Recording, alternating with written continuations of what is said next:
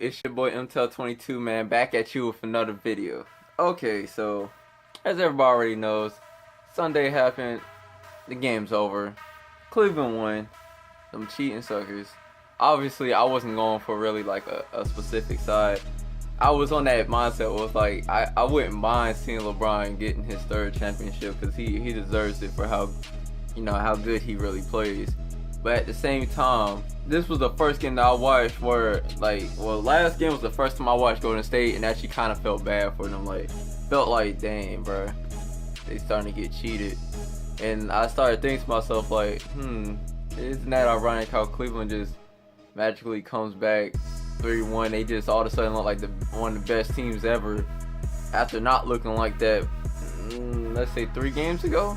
After game 4, the Draymond Green thing, he in a way we can just kind of say he's one of the main keys why they lost.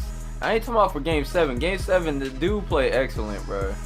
When you the guy that everybody always be like, hey man, just leave him open, and then you come out there and make 6 threes in a row, bro, people can't even get on your case, bro. He played his heart out. Dude had 32 points. You know, people always be talking about he don't ever drop buckets, bro. He had 32 points. He went like 6 for 6. And I say 6 for 6 because he went 5 for 5. Then got fouled at the 3-point line. Made all 3 of those free throws. You consider that 6 for 6. Dude ended the game like 6 for 8 or 6 for 9 from the 3-point line. Can't be mad at his performance. Curry, on the other hand, though, he didn't step up. Man, Curry, you can't be coming out here shooting 4 for 14 on the last game when your team really needs you to just make a few shots, bro. They missed their last 9 shots of the game. Fam, that just says L right there. Man, Thompson, he knows he can get to the rim. He the only player on that team that I know every time I watch him, he can easily get to the rim, but he tries not to. That's like he counters himself. Like, why Kyrie be dropping so many buckets is because he doesn't just stick to just shooting threes. Because you know Kyrie can shoot. But a lot of times you see him drop and do all this other stuff, taking layups and all that junk. He was doing all that stuff, all the layups and driving. He was hustling and all that. That's why he ended up dropping 26 in that game.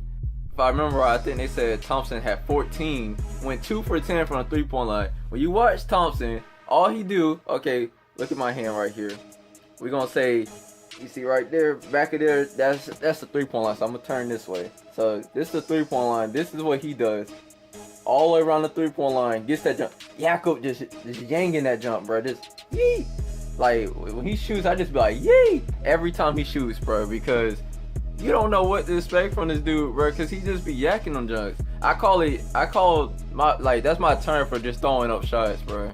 Not when you focus. That's when you don't focus on the shot, bro. I call it a yak up. I call that yak up ball. Because basically, I call it yak up ball because when you do this, dribble, just launch that junk off the side of your arm, bro. I call that yak it up. That's yakking the ball, bro.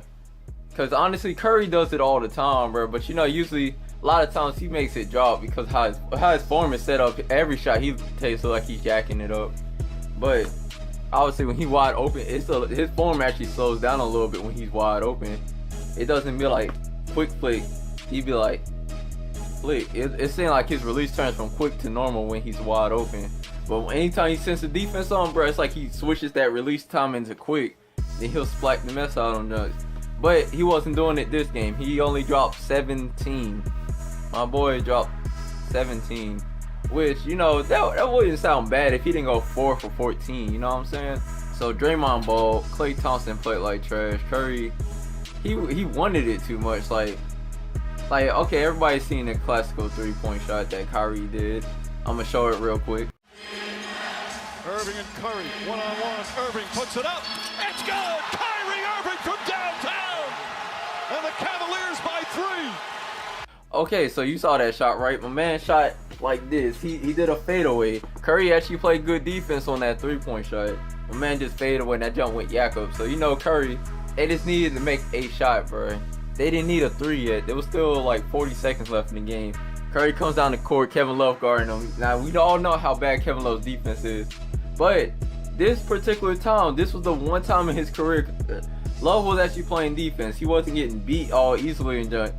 And it's probably because all he did was stay that Curry at the 3-point line, which is what I always tell people to do. Let him come inside and trust your big man's gonna throw his shot or affect it to the point where he's gonna miss it. People will never do that junk. They always be trying to do all that dancing, bro. Why are you doing drills with this man? It's like people doing like some foot, like it's like you trying to learn how to be a tap dancer or something when you try to play against Curry from the 3-point line. Cause all his moves, his whole dribble combination is very predictable. Cause everything he does, everything leads back to a step back. Like it's crossover, do like your little head fake to make you think he's going this way. Then he pulls it back. It's like basically just a step back. And if you're still there, he steps over to the side and he yaks it. Like I said, you remember why I call it Yakko ball? What his shot looks like is Yakko ball. Cause that's what he did on Kevin Love. Kevin Love was getting turned around, but Curry wasn't getting open. That was the thing. Curry was doing all that dancing and stuff. Kevin Love, even though he doing the Cupid shuffle out there, he was still there though. He was still there. So what ended up happening was Curry just tried to yak up ball over Kevin Love. That jump didn't work, bro. You didn't have to do it, bro. He had a few he could pass to. They could have just took a layup, could have took a mid-range shot, which their team doesn't know what the world of mid-range shot is. And what you think happened? Next play, LeBron comes down. They try to pass to him. He tried to yam on Draymond. Draymond fouled him. Obviously, you would do that jump because him making that dunk basically was legit ended the game. But when LeBron went down, he was hurt. So when he got back up, you honestly was getting that feeling he might miss both these free throws. He came up first one, threw that jump to the back of the goal, bruh. Brick. The second one, he came up there. That one looked bad too, but it rattled and went in. So that's a 4-point game. So now they call timeout. Their team ball ideas is very predictable. I swear I cannot stand predictable ball basketball. So, you know, their predictableness made it so easy to guard that. Because all they did, pass the ball, and they kind of got to Curry. Curry gave it to Thompson in the corner. Thompson did like one drill move. I think they fouled somebody so they could reset the play. So they reset the play. Do the same jump, still try to get to the same corner, yak up. He just yacked that junk up in the air, bro. Couldn't get a good shot off. That jump break. Maurice Space grabs the offensive rebound, backs up, but he couldn't even get to the 3-point line fast enough, really.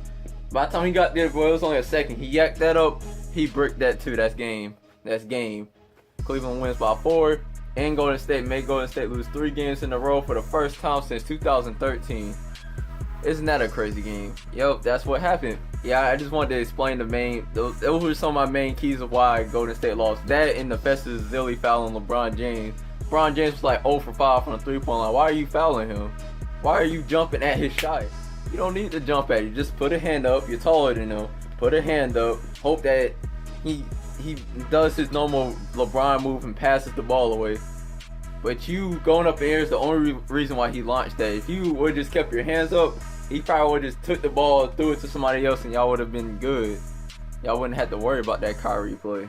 Because it would probably just tie the game instead of making it so that y'all could be in a losing position. That was close to the end too. So yeah, that's what made this happen. I'm surprised I actually burned 8 minutes just talking about this subject. So yeah, both teams really seem like they deserved it. But you know, I can't follow behind Cleveland. I follow behind LeBron's legacy part, where I'm happy that he won because it was LeBron. But in terms of Cleveland, they cheated to get that team together. So you know, they get no respect for that. I don't care how long they've been waiting to win a championship. You don't have to. Just because you've been waiting 50 years to win a championship doesn't mean you have to cheat to get that roster. And if anybody doesn't understand the cheating part, it's the part about how they basically had 3 number 1 overall draft picks in a 4-year space out time. And then ironically, these was all the years that LeBron was gone. They was getting number 1 overall draft picks like every time. But the thing is, with just Kyrie, they was getting closer and closer to making playoffs every year. So tell me how y'all kept getting the same spot. Then even that 4th year, even that year in between where they didn't get number 1 overall, they still had like number 3 or 4 picks. So what's the difference? You have 4 top 5 picks since LeBron was gone. Is that not a conspiracy in itself right there? I'm just saying. I'm really just saying. That's my whole thoughts about the NBA Final 7. And don't worry, that reaction is still gonna come out, which I did do it for Father's Day and stuff. I just couldn't get it out because that game was very exciting. I'm sorry, I was locked into it, and I had too much homework to do. So I was doing a combination of both of those, and then I was doing a whole bunch of Father's Day stuff. I was putting stuff on my Snapchat and stuff, which my Snapchat is there. But yeah, I was doing all that. That's just my thoughts of the finals. We just gonna leave it at that. Cleveland's a cheating organization. I'm glad for LeBron. The Warriors would have deserved it too if they would have won. This is the only time I've ever said that throughout the whole playoffs. Every other time I felt like they've been cheating. I don't really want to even say so much cheating. I just think they've been unfair with some stuff. That's not necessarily cheating. It's just being unfair. I actually felt bad for the Warriors this time when they lost. But anyways, I've been going on too long about this topic. We're gonna leave it at that. The NBA draft gonna be on Thursday. Orlando's gonna draft somebody super nice. We're gonna trade them off. We're gonna get money. We're gonna get buckets. We're gonna get somebody in free agency, and then we're gonna be in the championship next year. Forget what LeBron's team talking about. He won his championship. That's all he gets. He gets one. Everybody gets one in Cleveland. Everybody gets one. Now you have to go ahead and wait for your next 50 years. Alright, we're gonna leave it at that. I'm out. My name's MTEL22. I'm back at you. I don't know why I'm ending like that. As always, it's been real. It's your boy. I'm out. Like, when your second row of teeth just started growing in, fam, you should have been putting them braces on, boy. Your teeth look like you could land 2 planes on the thing. See them front 2 ones? Get ejected from that game. God damn, boy, I'm just like, you can use salty for like takeoff. How salty wings, boy, if I put is your those on team? my back, Just let me know when to stop.